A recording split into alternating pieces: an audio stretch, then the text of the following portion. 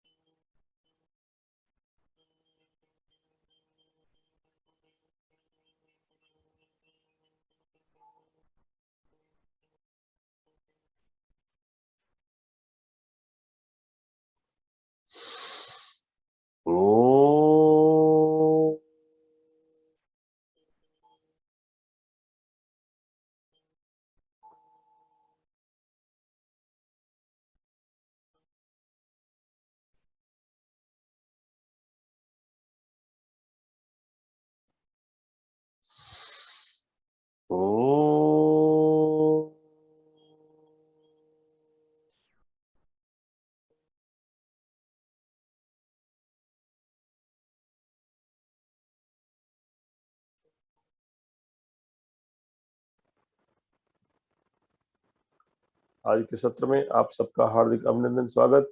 आइए, प्रारंभ करने से पहले सब एक बार जरा वार्म अप के लिए अपने अपने पैर खोल दें।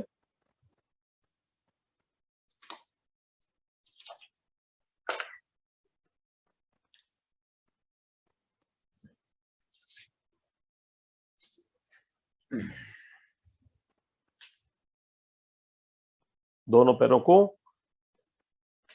अपनी ओर खींचिए, होल्ड करिए, सामने की ओर पूरा खींचिए, होल्ड करिए।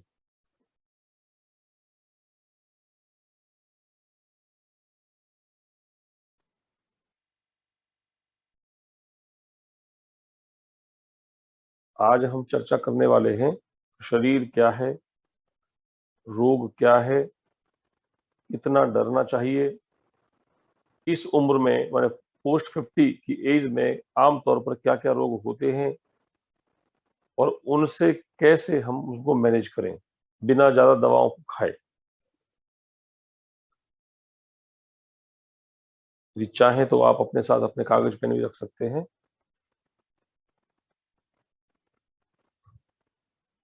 चलिए, दोनों हाथ श्वास भरते हुए उठाइए और छोड़ते हुए आगे लाइए और पैरों तक लगाने का प्रयास करिए।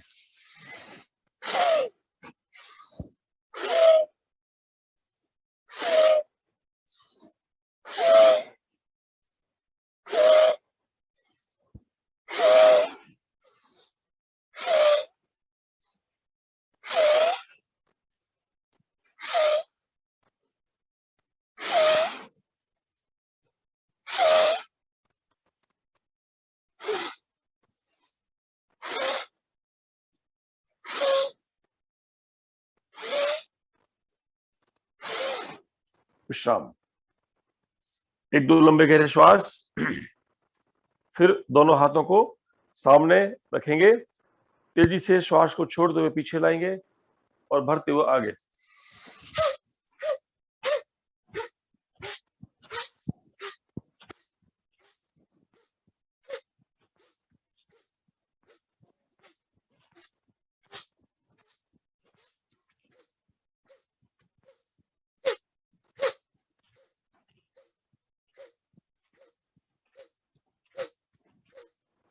विश्राम।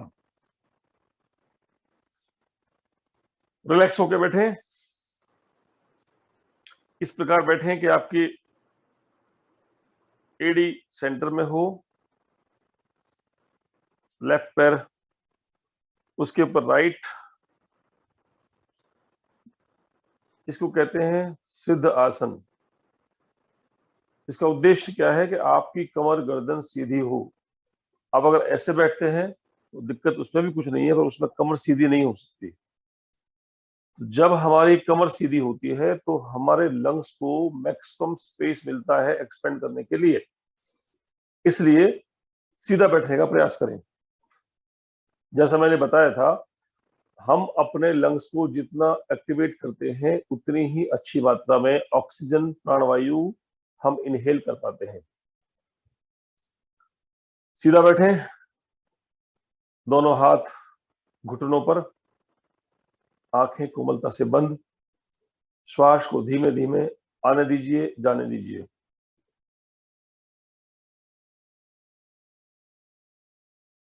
जब भी आप व्यायाम करते हैं, एक्सरसाइज करते हैं, दौड़ लगाते हैं, जॉगिंग करते हैं, रनिंग करते हैं, तो आपका हार्ट रेट बढ़ता है। यदि रोजाना एक बार आपका हार्ट रेट 140 टू 160 के बीच में टच करता है, तो यह हार्ट के लिए बहुत उपयोगी है। इसलिए प्रयास करें कि जब भी आप एक्सरसाइज करें, वॉक करें, ऐसा जरूर करें जो आपके हार्ट की मांसपेशियों को भी व्यायाम मिले, ताकि उनकी ताकत अच्छी मजबूत बनी रहे। पूरा श्वास भरिए और बिना रुके छोड़ दीजिए। खूब लंबा और गहरा भरें।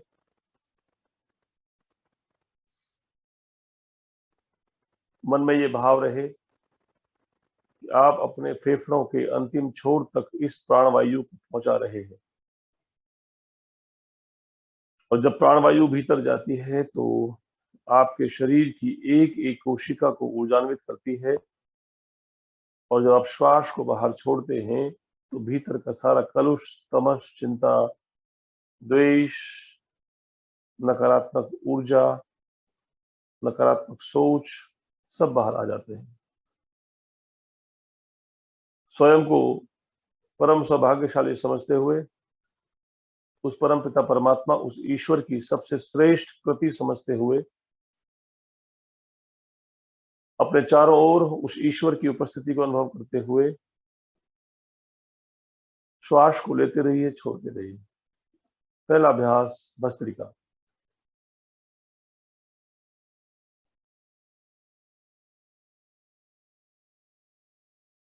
अब इसी अभ्यास को थोड़ा तेज गति से करते हैं।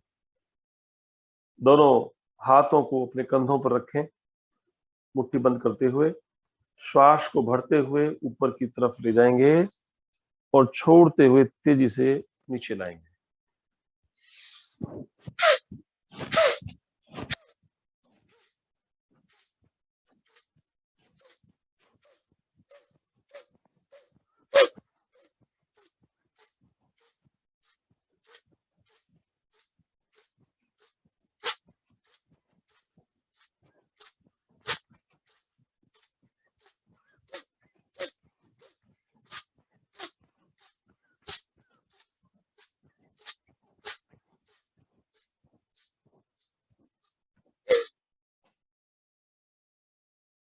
विश्राम।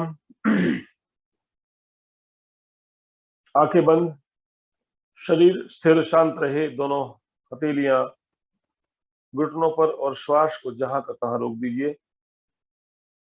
आधे से 1 मिनट के लिए स्तंभन में रहिए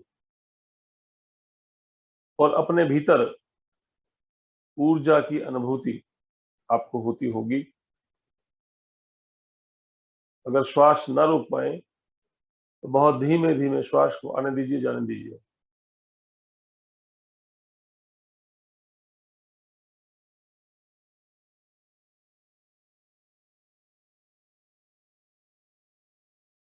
जो लोग अक्सर शिकायत करते हैं कि उन्हें ऊर्जा अनुभव नहीं होती, एनर्जी फील नहीं करते,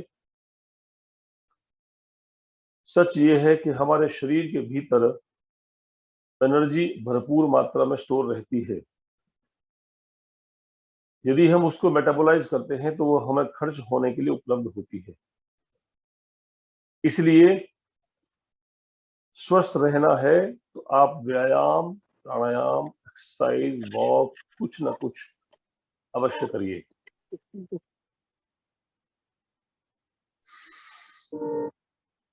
यहीं से हम प्रारंभ करेंगे कपालभाति विषय को आगे बढ़ाते हुए। दोनों आंखें बंद रहें, दोनों हथेलियां घुटनों की तरफ, और श्वास को बलपूर्वक बाहर फेंकते हुए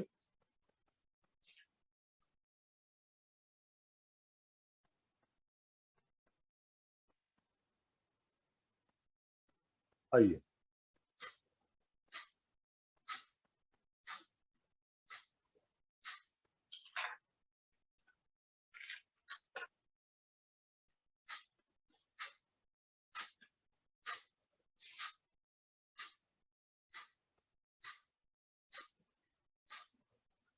जैसे मैंने पहले दिन बताया था कि शरीर आहार संभवा, हमारा शरीर भोजन से बनता है, ऐसे ही दूसरा तथ्य यह है शीर्यते इति शरीरम, जो निरंतर क्षरण को प्राप्त हो, निरंतर डिजेनरेटिव चेंजेस जिसमें आते रहे, वही शरीर है। तो जब एक उम्र होती है, बाल्यकाल, फिर युवावस्था, फिर वृद्धावस्था, ये तीनों स्वाभाविक स्थितियां हैं शरीर की। अगर आप समझेंगे तो हमारे यहाँ कहते हैं वय अहोरात्रि भुक्तानाम ते अंत मध्य आदि का क्रमात्। जो हमारी उम्र है, दिन है, रात है और भोजन है, उसमें क्रमशः तीन स्थितियां पैदा होती हैं। वात की स्थिति, पित्त की स्थिति, कफ की स्थिति। जो लोग नहीं जानते वात पित्त कफ, उनको मैं थोड़ा समझा दूं। वायु, पित्त और कफ, ये तीनों बायो एनर्जीज वो हैं जो हमारे शरीर का धारण करती हैं, पोषण करती हैं, और रोगों के पैदा होने में इनका बिगाड़ ही कारण होता है।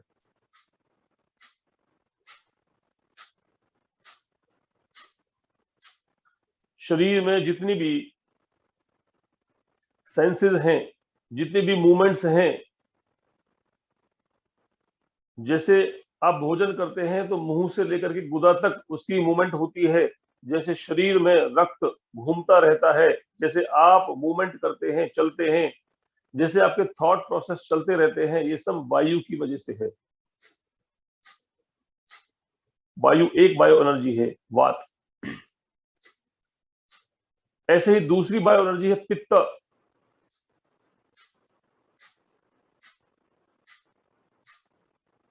बॉडी में हीट जनरेशन की जितनी भी एक्टिविटीज हैं, जितनी भी हार्मोनल एक्टिविटीज हैं, जितनी भी डाइजेस्टिव या मेटाबॉलिक एक्टिविटीज हैं,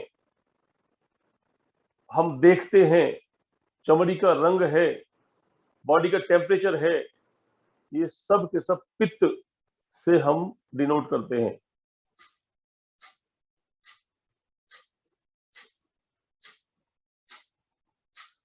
ऐसे तीसरी बायो एनर्जी है कफ, कफा। हमारी बॉडी का जो वॉल्यूम है, शरीर में जितनी भी चिकनाहट वाली चीजें हैं, जैसे जॉइंट्स के बीच में जो फ्रिक्शन फ्री करने के लिए जो एक फ्लूइड रहता है, वो जो हम अपनी चमड़ी पर, अपने बालों पर जो चिकनाहट महसूस करते हैं, ये सब के सब कफ से डिनोट होती है।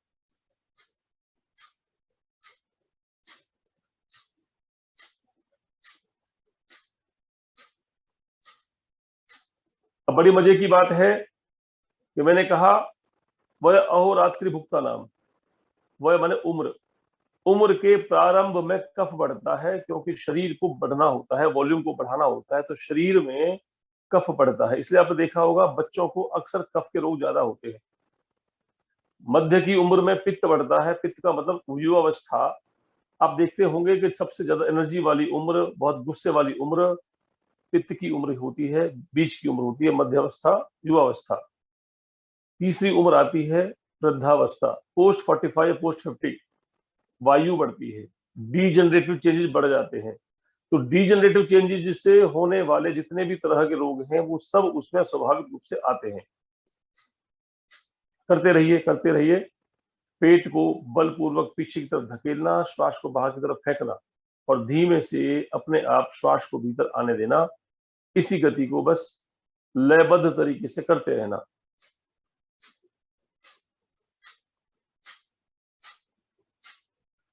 बीच में अगर थकावट होने लगे तो 15 सेकंड के लिए रुकिए, फिर शुरू करिए। लेकिन 3-4 मिनट लगातार करेंगे तब जाकर के मोमेंटम बनने लगता है, और 5 मिनट न्यूनतम करना ही है।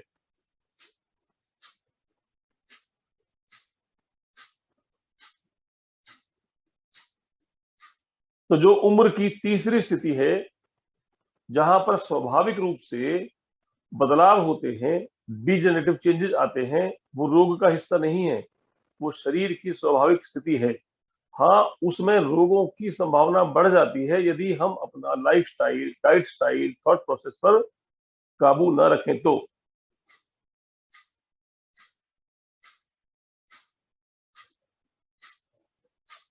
एक नया कंसेप्ट चल रहा है, सब कुछ खाते आना चाहिए, सब कुछ खाना चाहिए। भाई सब कुछ तो कोई नहीं खा सकता। हर व्यक्ति के लिए, हर मनुष्य के लिए, हर प्राणी के लिए खाने की वस्तुएं निर्धारित हैं। निर्धारित का मतलब उसके शरीर के लिए, स्वास्थ्य के लिए क्या आवश्यक है, क्या उपयोगी है, वही खाया जाना चाहिए।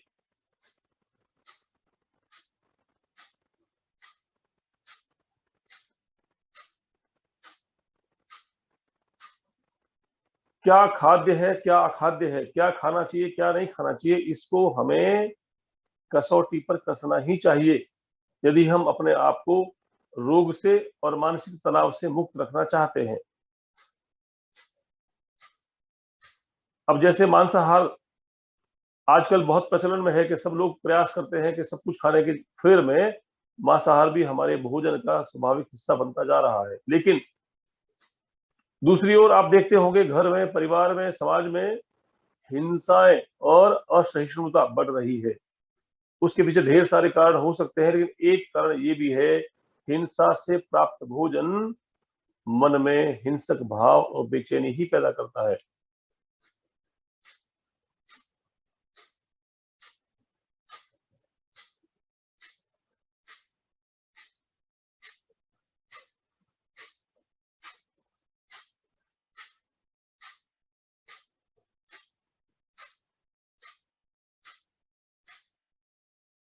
तो डिजेनरेटिव चेंजेस के आते आते शरीर में बहुत सारे बदलाव आते हैं। उन बदलावों के साथ साथ कुछ बीमारियां भी स्वाभाविक रूप से होने लगती हैं। अगर जेनेटिक प्रिडिस्पोजिशन हो तो जरा जल्दी संभावना होती है, अगर वो नहीं हो तो भी यदि हमारा खान पान, रहन सहन और विचार ठीक ना हो तो बीमारियां हो सकती हैं, जिसमें डायबिटीज है, मोटापा है, हाइपरटेंशन है और जोड़ों के दर्द हैं। और अधिक उम्र बढ़ने के साथ साथ पाचन तंत्र की बिगाड़ और नींद का उड़ जाना।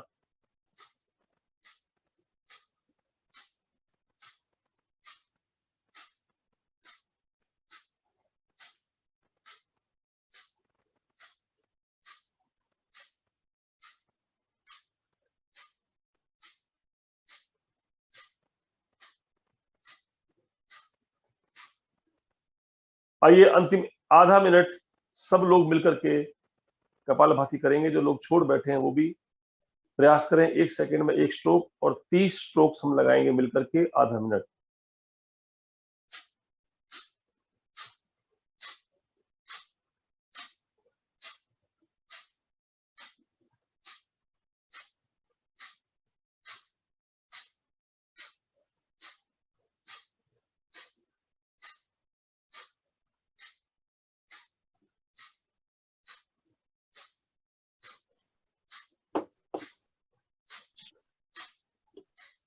विश्राम, ढीला छोड़े शरीर को, श्वास को जहां का तहां रोकिए, समप्रति में आइए, आंखें बंद रहें।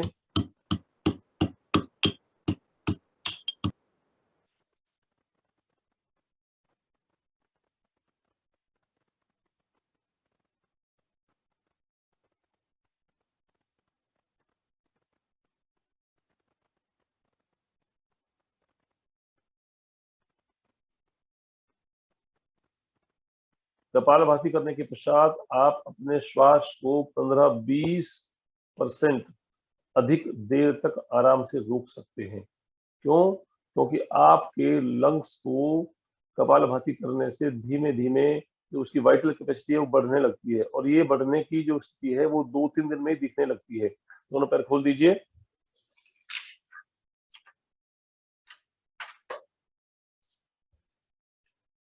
एक फुट का फासला। इस प्रकार रिलैक्स करें अपने पैरों को कि दोनों पैरों की अंगूठे बीच में स्पर्श करें और छोटी उंगली जमीन को स्पर्श करें। दोनों हाथ पीछे, कोहनियां कमर से लगी हुई, गर्दन पीछे की तरफ डाल दीजिए। जब अवसर मिले अपनी गर्दन को पीछे की मूवमेंट देते रहिएगा। हमारे दिन भर की काम करते हुए अक्सर हमारी गर्दन आगे की तरफ झुकती है, पीछे वाली मूवमेंट अक्सर हम नहीं करते या नहीं मिलता समय। इसलिए धीरे धीरे वहां पर मस्कुलर स्टिफनेस आते रहने से सर्वाइकल स्पॉन्डिलाइटिस की शुरुआत होने लगती है। इसे जब अवसर मिले अपने गर्दन को काउंटर मूवमेंट देते रहिए, पीछे की तरफ मूवमेंट देते रहिए। दोनों पैर मिलाइए, पैर को पूरा दोनों हाथों से पकड़ के घुटने को मोड़िए और सीधा करिए।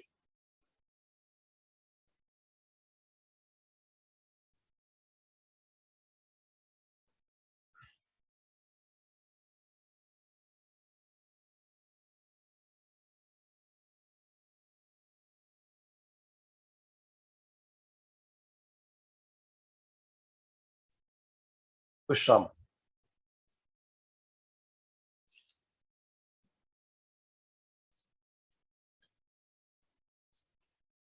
आइए फिर से सीधा बैठे।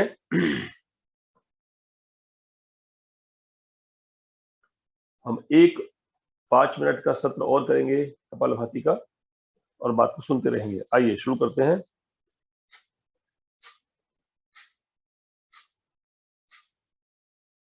जैसा मैं बता रहा था, शरीर की स्वाभाविक गति है डीजेनरेशन। अल्टीमेटली अगर बहुत बारीकी से सोचें तो पैदा होने के साथ ही शरीर का जो अंतिम लक्ष्य है मृत्यु, हम उसकी तरफ ही बढ़ते हैं।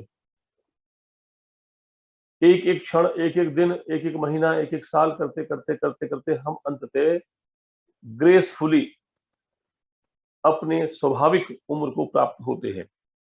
तो ये शरीर का जो बदलाव है बिल्कुल स्वाभाविक है, इसका स्वागत करना चाहिए, इसकी तैयारी करनी चाहिए।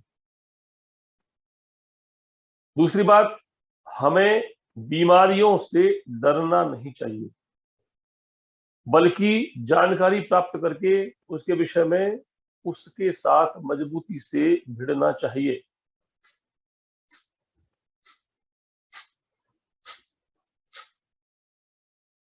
उसके लिए जो भी हम उपाय करते हैं वो सभी उपाय वही औषधि, वही दवा, वही भेषज की श्रेणी में आते हैं। जैसे भयम जयति इति भेषजम, जो भय को दूर करे, जो रोग भय को दूर करे, वही भेषज है, वही औषध है।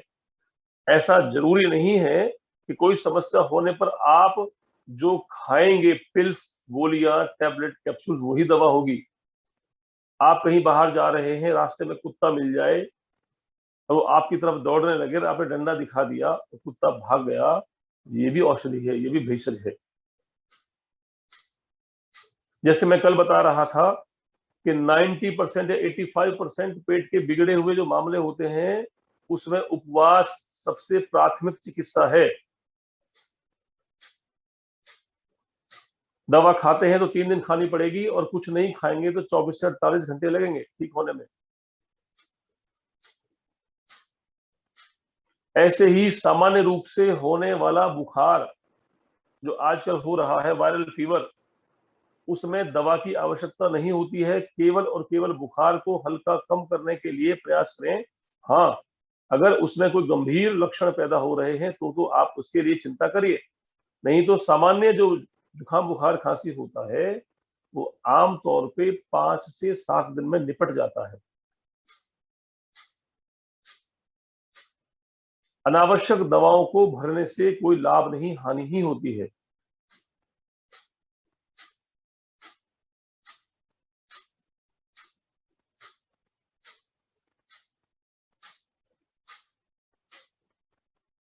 फिर भी यदि किसी व्यक्ति को बहुत लंबे समय से डायबिटीज है, हाइपरटेंशन है, दवाएं खा रहे हैं, तो अपनी मर्जी से अपने आप उन दवाओं को छेड़े नहीं, साथ ही साथ कुछ चीजें जोड़ दीजिए, तो धीरे धीरे उन दवाओं की मात्रा आपके डॉक्टर अपने आप कम कर देते हैं।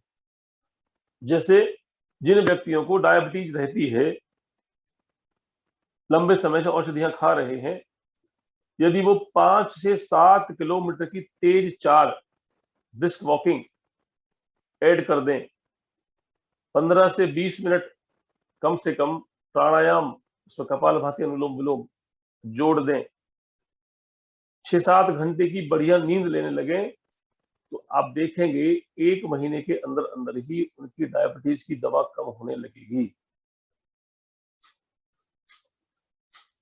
ऐसे ही हाइपरटेंशन वाले व्यक्ति यदि फैमिली हिस्ट्री है तो अलग बात है, अन्यथा तनाव, प्रेशर, स्ट्रेस, नींद का कम लेना, कम मूवमेंट करना, ये एक बड़े कारण बन जाते हैं। इन सबको ठीक करिए, उसमें भी आराम मिलने लगेगा।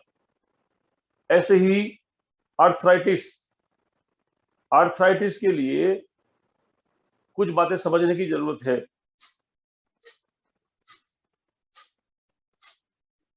किसी भी जोड़ में, किसी भी हड्डी, जहां दो हड्डियां मिलती हैं, उस गैप में, उस स्पेस में स्वेलिंग आती है, दर्द होता है, तो उसको ही कहते हैं आर्थराइटिस। जो 45-50 के बाद की आर्थराइटिस होती है, ज्वाइंट पेन होता है, उसको कहते हैं ऑस्टियो आर्थराइटिस। और जो 15-20 साल से लेके और 30-35 साल के बीच में शुरू होता है और ज्वाइंट में स्वेलिंग आती है, दोनों तरफ मॉर्निंग स्टिफनेस रहती है, उसको कहते हैं रोमेटिक आर्थराइटिस। भले इसमें पॉजिटिव आए या ना आए, यदि मॉर्निंग स्टिफनेस है, अकड़न है और चलने से आराम मिलता है, तो वो रोमेटिक आर्थराइटिस है। दोनों ही कंडीशंस में बॉडी वेट मैनेज रहना चाहिए। यदि वजन बढ़ेगा तो घुटनों पर लोड बढ़ेगा। जो घुटनों के या जो जोड़ों के बीच की स्थिति है, उसमें स्वाभाविक रूप से डिजनरेशन हो रहा है, उसको थामे रखने के लिए उन मूवमेंट्स, उन ज्वाइंट्स की एक्सरसाइज, वेट का घटाना और कैल्शियम विटामिन डी का ध्यान रखना, ये सबसे जरूरी है। अब यहां पर बात आती है, यदि किसी को ऑस्टियोआर्थराइटिस है, पोस्ट 50 या पोस्ट 60, घुटनों में बहुत समस्या है और चलने से दर्द बढ़ता है, तो वो उनको वॉक करना चाहिए कि नहीं करना चाहिए? उन व्यक्तियों को वॉक ज्यादा नहीं करना चाहिए। ये एक मिथ है कि हर प्रकार के जोड़ों के दर्द में अच्छी वॉक करनी चाहिए, नहीं। जहां पर घुटनों में चलने से दर्द बढ़ता हो, वहां पर ज्यादा चलना उसमें फ्रिक्शन बढ़ाना और उसमें डैमेज बढ़ाने का कारण बन जाता है। इसलिए वो उतना ही चलें जितना बहुत आवश्यक हो। लेकिन वजन कम करने के लिए तरीका फिर ये होता है कि वो घुटनों को चलाएं, घुटनों पर न चले। फिर से सुन लीजिए, जिनका वजन ज्यादा है, वजन कम करना है, लेकिन घुटने भी खराब हो चुके हैं, तो उनको घुटनों पर नहीं चलना, घुटनों को चलाना है। तो तरीका क्या होगा? एक साइकिल, एक ऐसी साइकिल जिस पर सीट पर बैठ करके आप चला सकें, टीवी के सामने लगाइए, तो हाथ भी चले, पैर भी चले, अपना वजन कम करें और घुटनों को मूवमेंट दें, जिससे आपके आर्थराइटिस में आराम मिलेगा।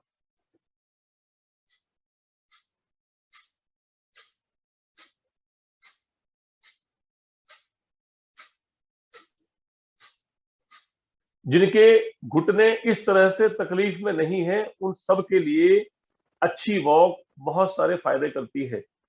न केवल मेटाबॉलिज्म बढ़ाती है, न केवल वेट कम करती है, पेट को भी दुरुस्त करती है, अच्छी नींद लेके आती है। अच्छी नींद लाना है तो श्रम और विश्राम के संतुलन को ठीक करिए।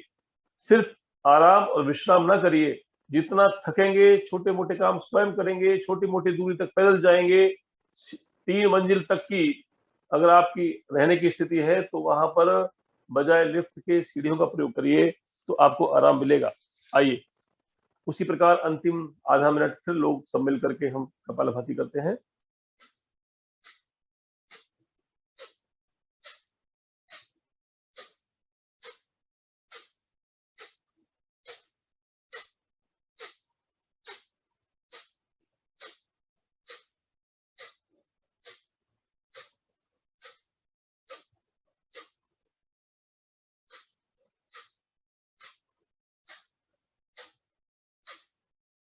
विश्राम,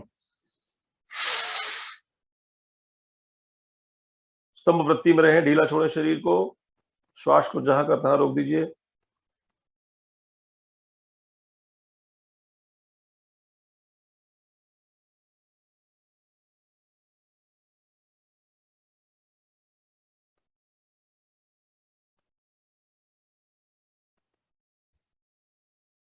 धीरे से श्वास को भरिए, छोड़िए, दोनों हाथों को आपस में रगड़िए, इस ऊष्मा को अपनी आंखों को दीजिए,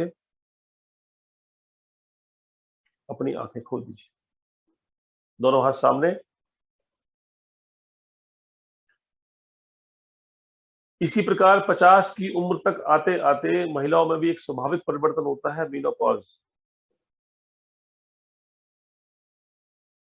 बहुत सारे महिलाओं को पता रहता है मेनोपॉज के लक्षण क्या होते हैं। हॉट फ्लशेस रहता है, मूड स्विंग रहता है और डिस्टरबेंस ऑफ साइकिल भी रहता है 1 साल तक, 6 महीने तक।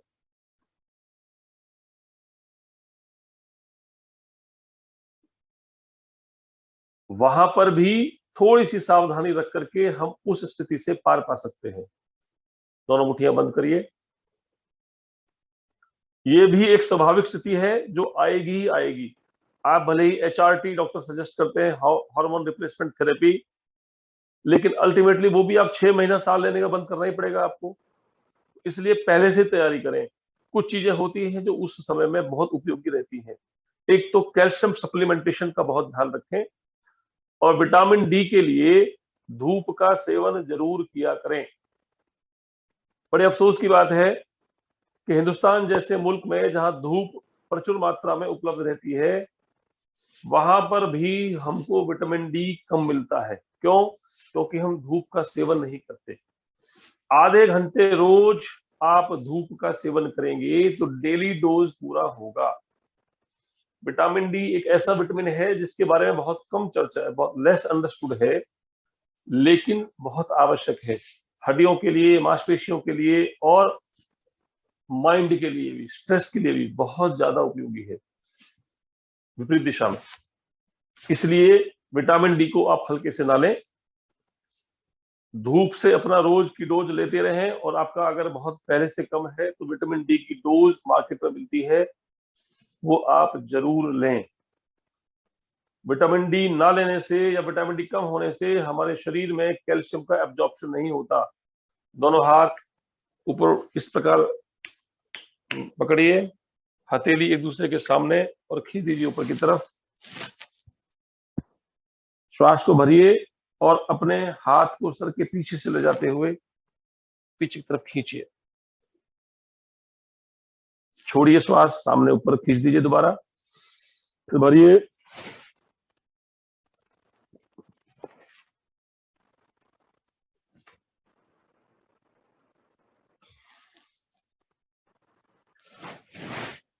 दो चीजों की मैं चर्चा कर रहा हूं जो बहुत अच्छे एंटी एजिंग भी हैं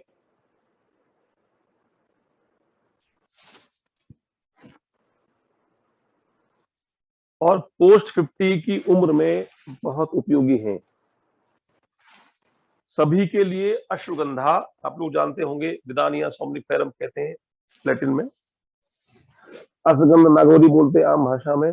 या अश्वगंधा वो जड़ होती है, उसका पाउडर बाजार में मिलता है, बहुत आराम से मिलता है। श्वास को भरिए, कनपट्टी से लगाइए, हथेली को पूरा प्रेशर लगाइए। वो अश्वगंधा एक एक चम्मच रोज रात्रि को दूध से लें। अश्वगंधा बहुत अच्छा एंटी एजिंग है।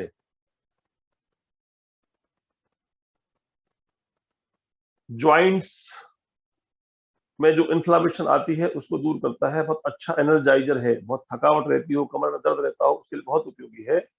और सबसे अच्छी बात है वो साइकोसोमेटिक रिलैक्सेंट है, माने मन और शरीर के तनाव को दूर करता है, अच्छी नींद लेके आता है।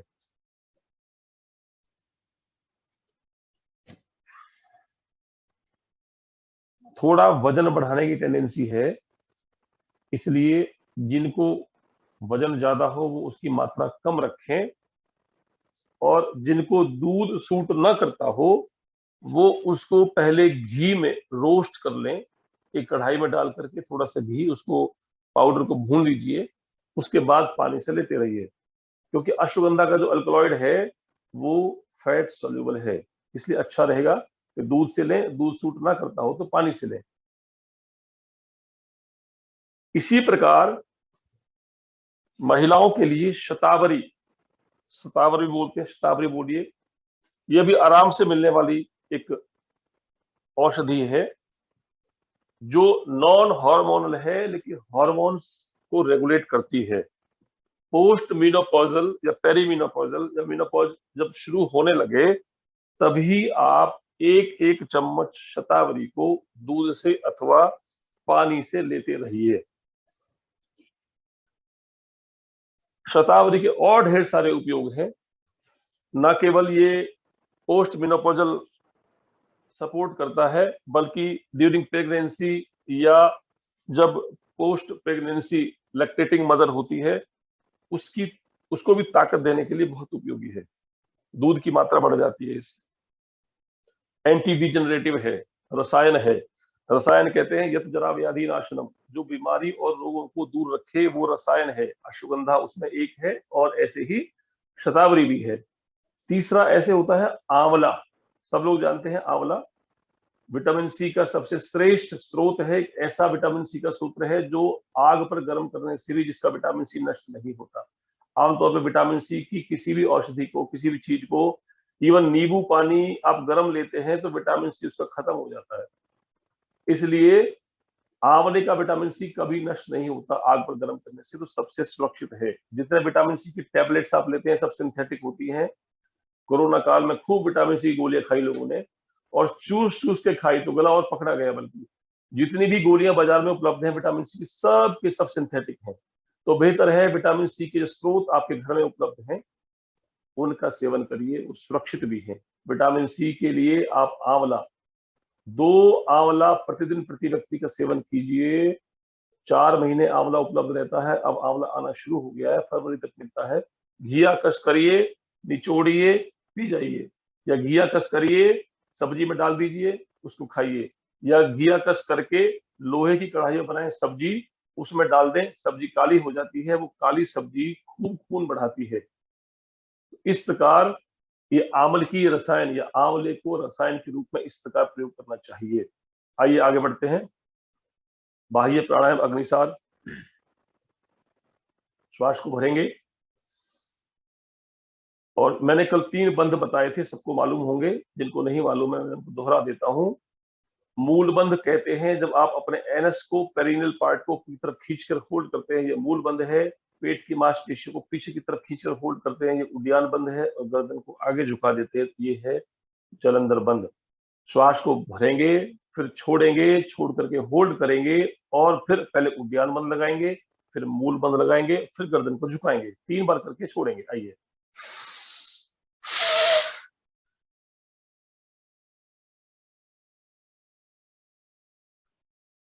तीन बंद एक साथ लगा के रखिए, खींच के रखिएगा। 15-20 सेकंड आप आराम से बैठ पाएंगे। जब ना बैठ पाए तो छोड़ दें, लेकिन ठीक से करेंगे तो आपको अनुभव होगा कि बहुत अच्छा कंसंट्रेशन को बढ़ाने वाला अभ्यास है। ये मलमूत्र वाले स्थानों की मांसपेशियों की ताकत को बढ़ाता है। जो पोस्ट 50 होने वाली समस्या है, यूरिन का इनकंटिनेंस या प्रोस्टेटिक एनलार्जमेंट की पहली स्थिति, या प्रोलैप्स ऑफ यूट्रस हो या प्रोलैप्स ऑफ एनस हो, उन सब में बहुत उपयोगी है। और पाचन तंत्र को बहुत अच्छा बल देता है। साथ ही साथ अंदर के जो ऑर्गन्स हैं, पेट के अंदर के ऑर्गन्स, उनको भी एक रिदमिक थपकी देता है, प्रेशर देता है, जिससे उनका ब्लड फ्लो इंप्रूव होता है, मेटाबॉलिज्म बढ़ता है। डायबिटीज में विशेष रूप से उपयोगी रहता है।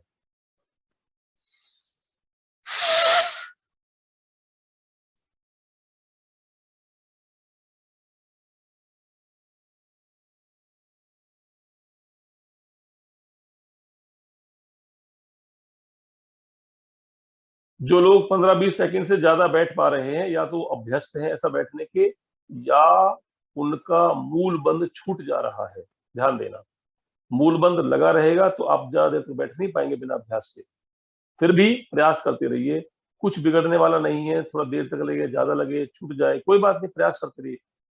इस डर से मुक्त रहिए कि कुछ उल्टा सीधा होगा तो कुछ हानि होगी। उल्टा सीधा कुछ नहीं होता इसमें। सब आराम से धीमे धीमे धीमे धीमे सब अभ्यास करके ठीक प्रकार से करने लगते हैं। आइए अब करते हैं अग्निसार। जैसे मैंने बताया था, इसमें श्वास को छोड़ करके छोड़े रखना, लेना मत, लेकिन पेट की मांसपेशियों को बलपूर्वक आगे पीछे, अंदर के अंगों को थपकी मिलनी चाहिए। आइए।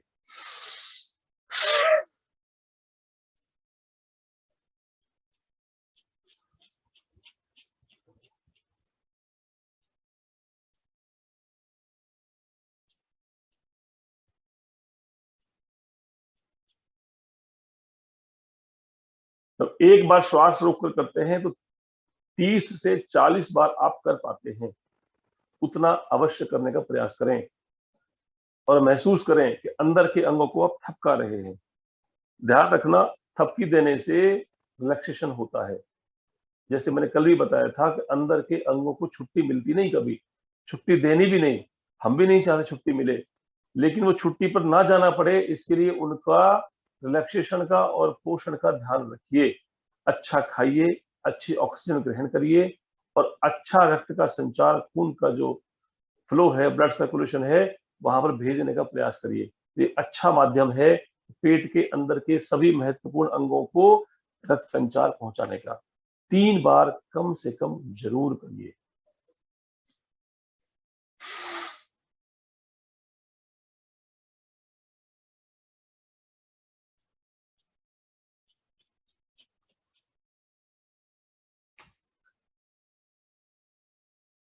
ऐसे ही कोलेस्ट्रॉल के लिए, देखिए कोलेस्ट्रॉल के बारे में जो समझ अब तक रही है वो रही है, पर पिछले 1-1.5 वर्ष से जो नई समझ हो रही है विकसित, भले ही उसको हिंदुस्तान में हम लागू नहीं कर रहे हैं, अपने बहुत सारे उसके मार्केट वाले कारण होंगे, लेकिन जो नई समझ विकसित हुई है वो ये है कि cholesterol is no more notorious. कोई बहुत बड़ा संकट नहीं है कोलेस्ट्रॉल के बारे में। थोड़ा हो ज्यादा हो कोई बहुत ज्यादा फर्क नहीं पड़ता है, और ना उसका कोई लिंक है ब्लड प्रेशर से और हार्ट अटैक से। ये मैं नहीं कह रहा हूँ, ये अमेरिकन सोसाइटी ऑफ कार्डियोलॉजिस्ट का कहना है। आप चाहेंगे नेट पर पढ़ सकते हैं उसके बारे में। तो जैसे बॉडी में और बहुत सारे पैरामीटर्स हैं, ऐसे ही कोलेस्ट्रॉल भी एक पैरामीटर होता है। और अंदर के जो मेटाबॉलिक प्रोसेस है उसमें डिस्टरबेंस की वजह से भी ये घटता बढ़ता है। फिर भी यदि आप कोलेस्ट्रॉल की दवा खाने की आपकी जरूरत पड़ रही हो, आप स्टेटिन्स बहुत लंबे समय से ले रहे हो, तो ध्यान रखना स्टेटिन्स की लंबे समय तक लेना बहुत हानिकारक है। मस्कुलर डैमेज के लिए स्टेटिन्स जिम्मेदार होते हैं और डायबिटीज को बढ़ाने के लिए भी स्टेटिन्स जिम्मेदार होते हैं। डॉक्टर की सलाह के बिना आप बंद तो नहीं करना चाहिए, लेकिन साथ साथ कुछ चीज जोड़ देना चाहिए जिससे आपको उसकी आवश्यकता कम हो जाए। उसमें एक बहुत महत्वपूर्ण चीज है दालचीनी। आप सबके घरों में होती है दालचीनी। दालचीनी, लहसुन, एप्पल साइडर विनेगर और इसबगोल, मेथी, हल्दी, अजवाइन, ये सब के सब कोलेस्ट्रॉल को कम करने वाले लिपिड लोअरिंग एजेंट्स हैं। इन सब का अच्छा उपयोग किया जाना चाहिए। एक साधारण तरीका मैं बता देता हूं कि आप 2 लहसुन की कलियों को क्रश करके और आधा चम्मच दालचीनी लेकर के उसमें जो एप्पल साइडर विनेगर है, 1 चम्मच एप्पल साइडर विनेगर, 1 गिलास पानी, उसी से फंकी लगा जाइए। रोज करिए, निश्चित रूप से आपको आराम मिलने लगेगा। लेकिन कोलेस्ट्रॉल को लेकर के जो ये भ्रांति है कि घी खाने से कोलेस्ट्रॉल बढ़ जाता है, ये भी आधा सच है। यदि आपके पास अच्छी तरह से पकाया हुआ घी है तो वह आपको लाभकारी है, हानिकारक नहीं है। यदि आप क्रीम वाला घी लेके आते हैं तो 2-3 बार उसको अच्छे से उबाल लीजिए, तो फिर वो कच्चा घी नहीं रहता। पका हुआ अच्छी तरह से पकाया हुआ घी आपको हानि नहीं करेगा। दूसरी बात यह है, कोलेस्ट्रॉल के लिए जो हम रिफाइंड खाते हैं वो बिल्कुल भी उपयोगी नहीं है। आप ओरिजिनल ऑयल लीजिए, सरसों का तेल, तिल्ली का तेल, सनफ्लावर का तेल, जो भी तेल आप चाहें वो लीजिए। और जो ऑलिव ऑयल हम लेते हैं, तो क्या होता है, ऑलिव ऑयल कभी भी पकाना नहीं चाहिए। तो इसलिए चूंकि बहुत बड़ा मार्केट है हिंदुस्तान में, इसलिए हमको समझाया गया कि आप हिंदुस्तानियों के लिए एक स्पेशल ऑयल निकाल दिया हमने जो इंडियन कुकिंग के लिए उपयोगी है, that is pomace. Pomace olive oil, again it is refined oil, इसलिए उसका भी उपयोग करना आवश्यक नहीं है। आपको ऑलिव ऑयल खाना है तो कच्चा खाएं, आप जैसा खाते हैं सलाद पे डाल के। ऑलिव ऑयल आप पका के लेते हैं वो उतना ही नुकसानदायक है जितने बाकी और रिफाइंड ऑयल है। थोड़ा खाइए पर तेल असली खाइए, रिफाइंड मत खाइए। घी खाइए, थोड़ा खाइए, देशी गाय का खाइए, अच्छी तरह से उबाला हुआ खाइए, कोई हानि नहीं होती है। जब संतुलित आहार की बात करते हैं तो घी भी, चिकनाहट भी संतुलित आहार का ही एक हिस्सा है। आइए थोड़ा पैर खोलिए।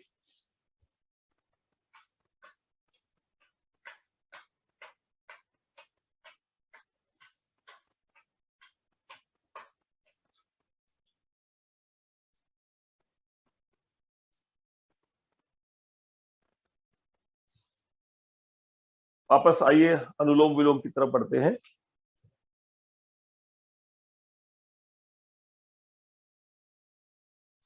अनुलोम विलोम बहुत रिलैक्सिंग और बहुत सारे मेटाबॉलिक एक्टिविटीज को, हार्मोनल एक्टिविटीज को नियंत्रित करने वाला अभ्यास है, और इसको ध्यान से किया जाना चाहिए। यदि अनुलोम विलोम करते करते थॉटलेसनेस नहीं आया तो इसका कोई लाभ नहीं हुआ, ऐसा मानना चाहिए। तो सबसे पहले मन में एक संकल्प लेकर के बैठे कि जब तक ना कहा जाए तब तक हम इस क्रिया को छोड़ेंगे नहीं।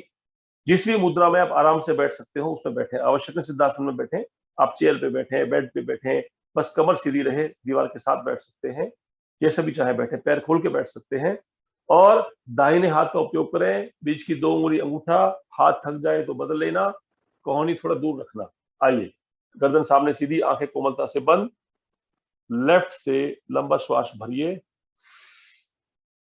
पूरा लंबा गहरा, और बिना रुके दूसरी नाक से छोड़ दीजिए। जहां से छोड़ा वहीं से वापस भरिए।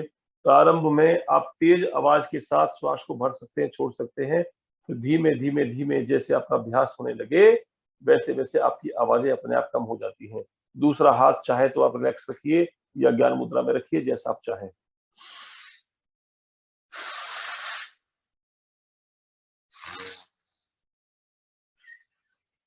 कभी कभी क्या होता है कि हमारी नाक खुली हुई नहीं होती है, तो जो नाक बंद है उस नाक को फोर्सफुली खोलने के लिए उसी नाक को, मतलब दूसरी नाक को दबा करके उसी नाक से तेजी से भरिए, छोड़िए।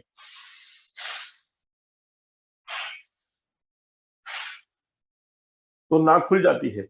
और यदि नाक से कुछ आता है तो स्वागत करिए, मल को आने दीजिए, रोकिए नहीं।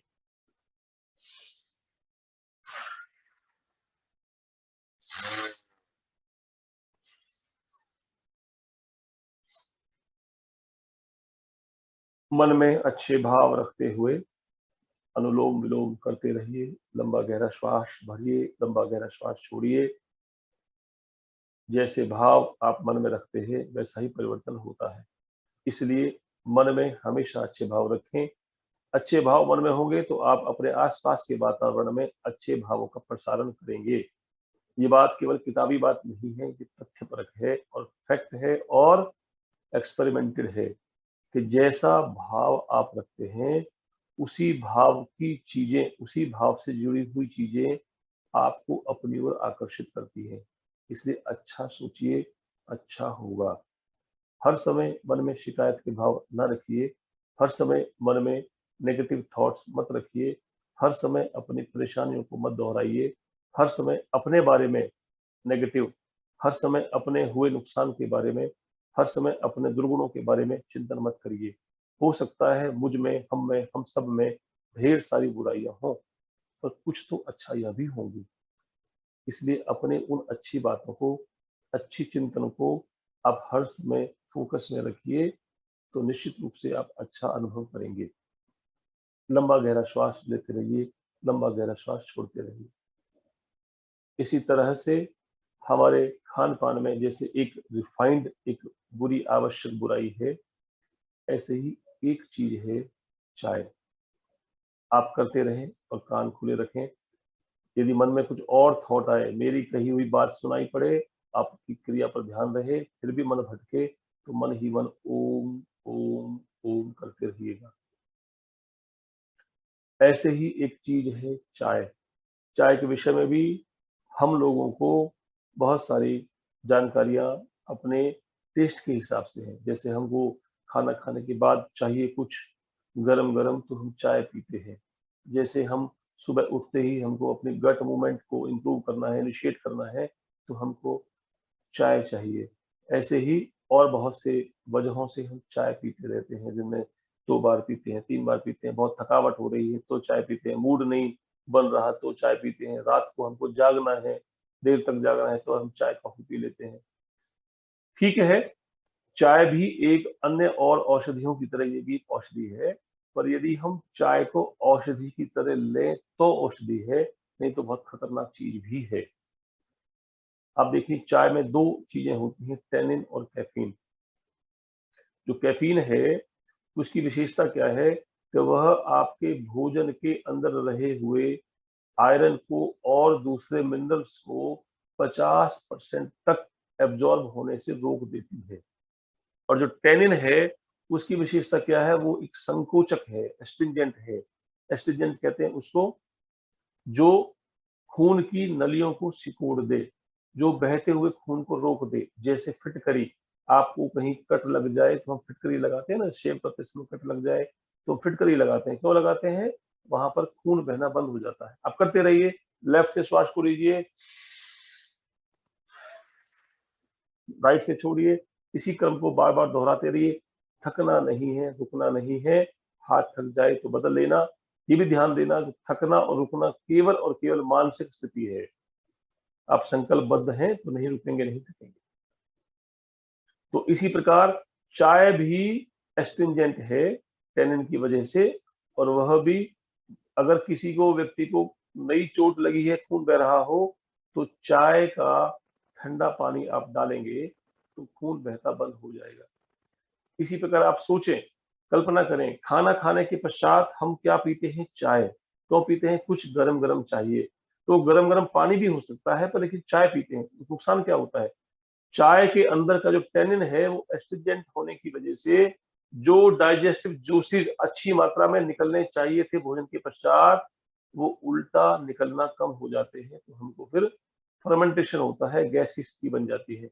और दूसरा उदाहरण है, आपको बहुत भूख लगी हो, आप चाय पी लीजिए, क्या होता है?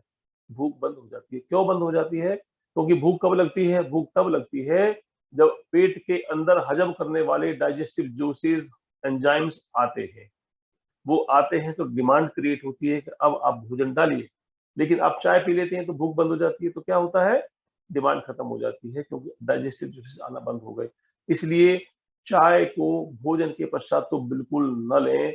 वैसे भी चाय कॉफी कम लिया करें, क्योंकि कैफीन आपके मिनरल्स को एब्जॉर्ब होने से रोकता है। भोजन के पश्चात चाय कॉफी लेते हैं तो आपकी भोजन का 50% मिनरल्स एब्जॉर्ब नहीं हुए, माने माल खाया 1 रुपए का, अठन्नी आपने वेस्ट कर दी। ऐसा ना करें।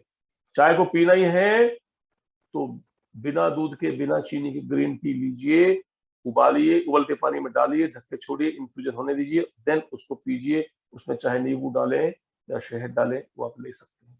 वो चाय फिर भी ठीक है, क्योंकि चाय आपके मस्तिष्क में खून का फ्लो बढ़ाती है। चाय एंटीऑक्सीडेंट भी है, पर आप एंटीऑक्सीडेंट होने की तरह लेंगे तो, जैसे आप उबाल के लेते हैं, खूब उसकी जान निकाल देते हैं, निचोड़ देते हैं, खूब कड़क बनाते हैं, वो चाय बहुत जहरीली होती है। उस चाय से बचना चाहिए। आइए, अंतिम आधा मिनट फिर से हम अनुलोम विलोम जो छोड़ बैठे हैं वो भी लोग मिल करके करते हैं और आनंद लेते हैं।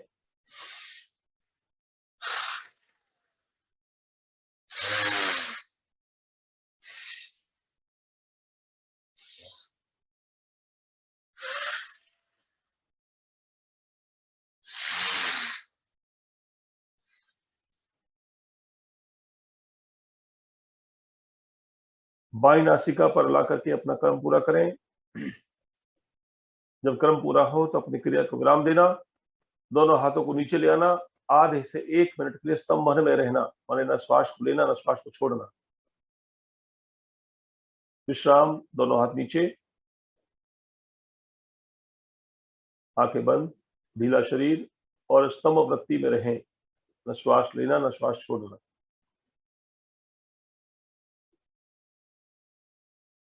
अच्छे से किया होगा तो थॉटलेसनेस का अनुभव होगा। सूक्ष्म ध्वनियां सुनने लगती हैं, घड़ी की टिक टिक टिक, जो घर में रोज बजती है पर सुनाई नहीं पड़ती। इस दौरान आप सुन सकते हैं दूर से आती है ध्वनियां, सूक्ष्म ध्वनियां। एक मजे की बात और है कि जो अनुलोम विलोम है वो आपकी ज्ञानेंद्रियां कौन कौन सी है? सुनना, देखना, चखना, सूंघना और स्पर्श माने चमड़ी, इन पांचों अंगों से रिलेटेड डिजीज, डिजेनरेटिव प्रोसेस को भी कम करती है, डिले करती है, ठीक करती है। तो अनुलोम विलोम पर बहुत ध्यान दिया करें। जब ना रुका जाए, श्वास को भरिए, छोड़िए, सामान्य श्वास लीजिए, दोनों हाथों को रगड़िए, इस ऊष्मा को अपनी आंखों को दीजिए और अपनी आंखें खोल दीजिए। एक बात और समझिए, ना अनौषधि जगति भूतम यत किंचित उपलब्धते। जो भी इस संसार में दिखता है वो हर चीज औषध है, दवा है, उपचार है, भेषज है। तो इसलिए जो भी आपके आस पड़ोस में प्राकृतिक रूप से उपलब्ध है वो सब के बारे में आप थोड़ी थोड़ी जानकारी जरूर रखें। जैसे आपकी किचन है, किचन में मसालादानी है, मसालादानी में ढेर सारी चीजें हैं, अजवाइन है, धनिया है, सौंफ है, सौंठ है, जीरा है, मिर्च है, लाल है, काली है, हरी मिर्च, नमक, सौंठ, ये सब के सब प्राथमिक उपचार के बड़े टूल्स हैं। पहले समय में जानते ही हैं आप, पेट दर्द हो जाए तो हम अजवाइन खाते थे। अजवाइन खाने से क्या होता है? अजवाइन एंटीस्पाज्म है। जैसे आप मेफ्टल स्पास खाते हैं ना एंटीस्पाज्म के लिए, ऐसे ही अजवाइन भी मेफ्टल स्पास का काम करती है। जैसे हल्दी है, एंटी कोलेस्ट्रॉल है, एंटी डायबिटिक है, एंटी इंफेक्टिव है, एंटी फंगल है, और सूजन कम करती है, जोड़ों की सूजन कम करती है। जिन लोगों को बहुत सीआरपी बढ़ा रहा इस कोरोना काल में, बहुत देर तक सीआरपी घटाई घटाई नहीं, सारी दवाएं फेल हो गई, उनको हमने हल्दी के एक्सट्रैक्ट का कैप्सूल आता करक्यूमिन के नाम से, 15 से 20 दिन में ही वो कम आने लगा सीआरपी। इतना अच्छा एंटी इन्फ्लेमेटरी है। जिनको बार बार जुकाम खांसी होता है उनके लिए हल्दी हम समय से, बहुत युगों से, सैकड़ों हजारों सालों से लेते आ ही रहे हैं। चोट लग जाए तो आप हल्दी खाते हैं और लगाते भी हैं। तो ये जितनी भी आसपास आपकी चीजें हैं वो सब के सब प्राथमिक उपचार के केंद्र हैं। प्रयास करना अनावश्यक रूप से केमिकल औषधियों को अंदर डालने से बचा जाए। पहले आप प्रयास करें कि आपके आस पड़ोस की प्राकृतिक चीजों का उपयोग करें, उनसे बात न बने तब ही आप आगे जा करके उन केमिकल औषधियों का सेवन करें। आइए अंत के 3 अभ्यास करके फिर हम 10 मिनट के लिए कुछ सवाल जवाब एक दूसरे के होंगे तो उन पर चर्चा करेंगे।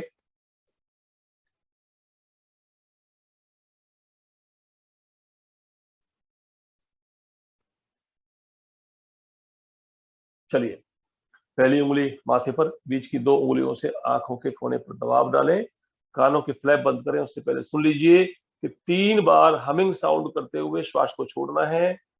जब 3 बार हो जाए दोनों हाथों को नीचे ले आना है। आइए।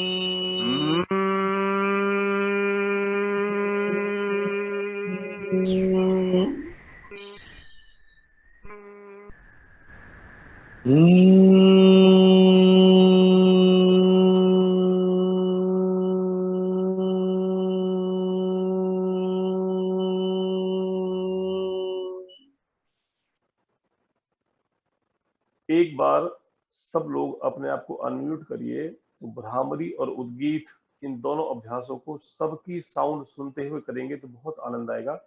आइए 2 बार करेंगे हम भ्रामरी और 3 बार करेंगे उद्गीत। सब अपने आप को अनम्यूट करने एक बार। आइए फिर शुरू करते हैं।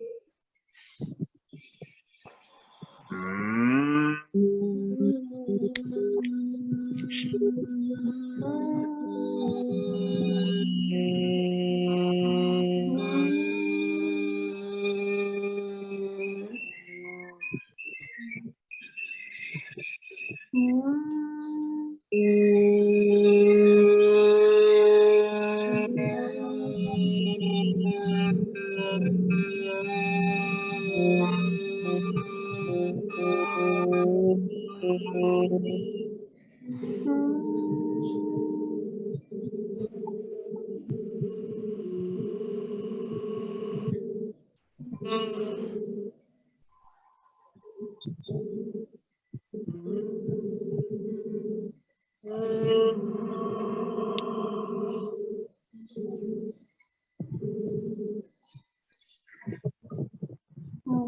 हाथ नीचे, 3 बार उद्गीत।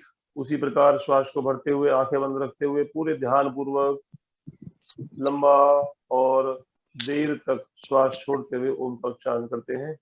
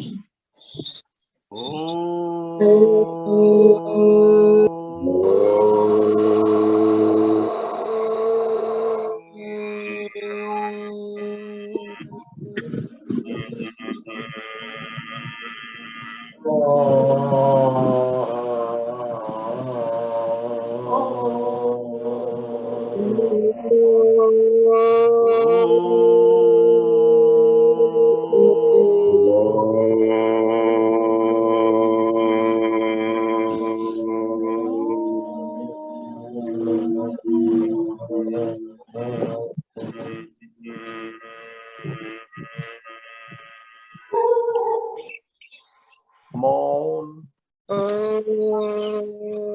वापस से अपने आप को म्यूट करिए। एकदम शांत और स्थिर मन से बैठें। शरीर के किसी भी हिस्से में कोई हलचल नहीं। श्वास की गति भी इतनी धीमी कि आप स्वयं को अनुभव ना हो कि कब श्वास आया और कब श्वास गया। स्वयं को एक विटनेस फॉर्म में रखिए, साक्षी भाव में रखिए, दृष्टा भाव में रखिए। बंद आंखों से स्वयं को देखने का प्रयास करना, अपने चेहरे को देखने का प्रयास करना। कितना अद्भुत, शांत और आनंद से भरा हुआ।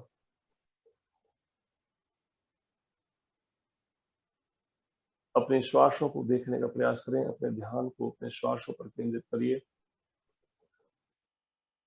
श्वास भीतर से बाहर जाता है, बाहर से भीतर जाता है और भीतर से बाहर वापस आता है। विजुलाइज करिए, कल्पना करिए कि श्वास बाहर से अपने साथ ऊर्जा के कणों को लेता हुआ नाक के माध्यम से देह में प्रवेश करता है। शरीर की एक एक कोशिका को इस ऊर्जा को देता हुआ भीतर के सारे रोगों को, बीमारियों को, क्लेश को, कष्ट को, तनाव को, नकारात्मक ऊर्जा को बाहर ले आता है। हम जाने अनजाने अपने चाहे अनचाहे रोजाना बिना रुके बिना थके इसी प्रकार श्वास को भीतर बाहर करते रहते हैं। कितनी अद्भुत प्रक्रिया है, उस ईश्वर की कृपा है। तो यह श्वास हमारा जन्म के प्रारंभ से इसी प्रकार निरंतर चलता रहता है। जब जब हम बहुत तनाव में होते हैं तो श्वास की गति बढ़ जाती है, और जब जब हम बहुत शांत होते हैं तो श्वास की गति धीमी होती है। हम सबको समझाया गया है, बताया गया है, सिखाया गया है कि हमारे श्वास गिनती के हैं, और ये तथ्य है कि तनाव बढ़ने के साथ हमारे श्वास की गति बढ़ जाती है। इसका सीधा अर्थ ये हुआ कि जब जब हम तनाव में होते हैं अपनी उम्र को घटा रहे होते हैं। यदि हमारे श्वास की गति धीमी रहेगी, हम तनाव में नहीं रहेंगे, तो हम बेहतर और लंबा जिएंगे।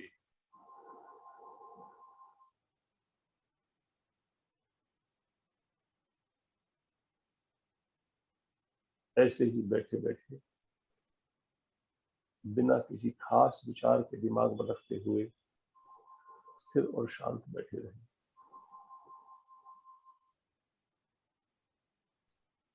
जो बहुत सूक्ष्म ध्वनियां आपके आस पास हो, पंखा चल रहा हो उसकी हवा की ध्वनि, कहीं खुले में बैठे हैं तो दूर से आती हुई किसी वाहन की ध्वनि कान में पड़ती होगी, उस पर फोकस करिए, अथवा अपनी आंखों को बंद करके अंधेरे को देखने का प्रयास करिए। जहाँ टीका बिंदी लगाते हैं, तिलक लगाते हैं, वहां पर फोकस करने का प्रयास करिए। बस यूं ही मैं आनंद से भरा हूं, मुझे कोई कष्ट नहीं है, बस यही मन में भाव रखिए। मैं बहुत श्रेष्ठ व्यक्तित्व हूँ, मुझसे किसी को बैर नहीं है, न मैं किसी से बैर और कोई शिकायत रखता हूँ, ऐसा भाव रखिए। चक्कर देखिए तो सही एक बार।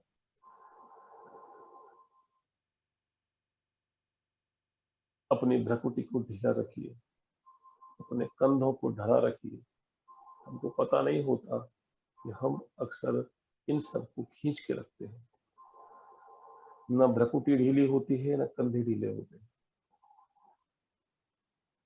अनावश्यक रूप से इन पर हम अपनी ऊर्जा नष्ट करते रहते हैं। ढीला रखिए। श्वासों की गति को एकदम धीमा रखिए।